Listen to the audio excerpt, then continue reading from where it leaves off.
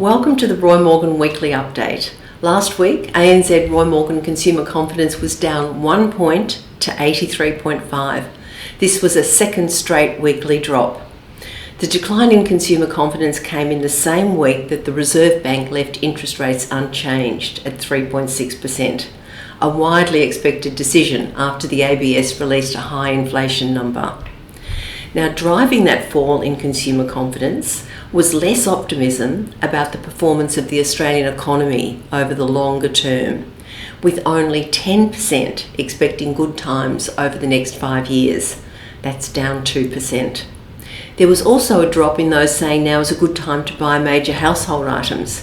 That was down 1% to 20%, while 37% now say it's a bad time to buy.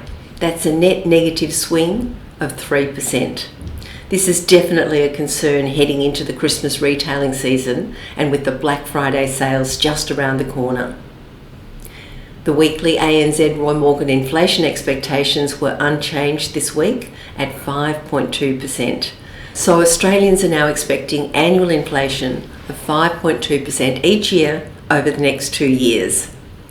Now to the Roy Morgan measure of employment and unemployment, the measure that really matters.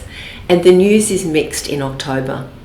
Real unemployment dropped in October, down 0.5% to 10.3%. So an estimated 1.64 million Australians are unemployed and looking for work. Unfortunately, that drop in unemployment was due to fewer people looking for work, both full-time and part-time, rather than an increase in jobs. There were fewer people in the workforce in October, as both unemployment and employment declined. This monthly result is in line with longer-term trends over the last year. Now, in October, the news for underemployment was not good. The number of people wanting to work more hours increased significantly to 1.65 million. So total unemployment and underemployment, what we call workforce underutilisation, increased 0.6% to 20.7% of the workforce in October, an estimated 3.28 million people. The estimates for October continue a long run of high figures, with more than 3 million Australians now unemployed or underemployed for an 11th straight month since late 2024. Now, a comparison of the Australian employment situation to a year ago shows the market is shifting rapidly, with an increasing proportion of part-time jobs at the expense of full-time jobs. Full-time employment is down 511,000 from a year ago, with part-time employment up 484,000 over the same period. That's a net loss in overall employment of 27,000, showing the employment market has stalled this year and has lower quality jobs replacing full-time positions.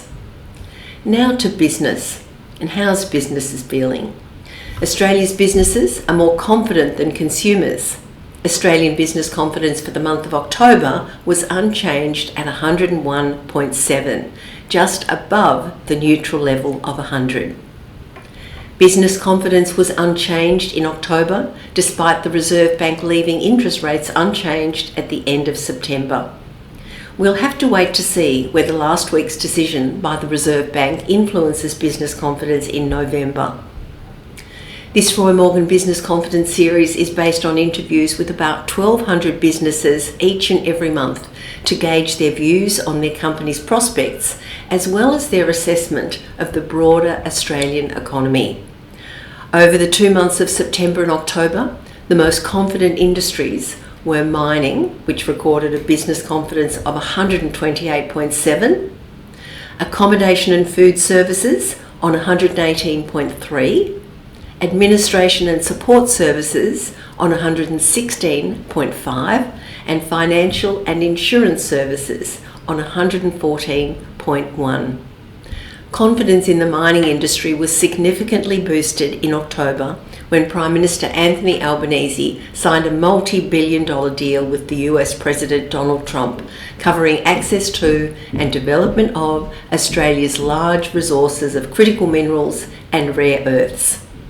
At the other end of the scale, we have wholesale trade on only 67.4 in terms of business confidence, and agriculture, forestry and fishing on just 81.4, both well below any other industries. Looking forward to next week, I'll be back to bring you the latest data for consumer confidence, inflation expectations and federal voting intention for November. Thanks for listening.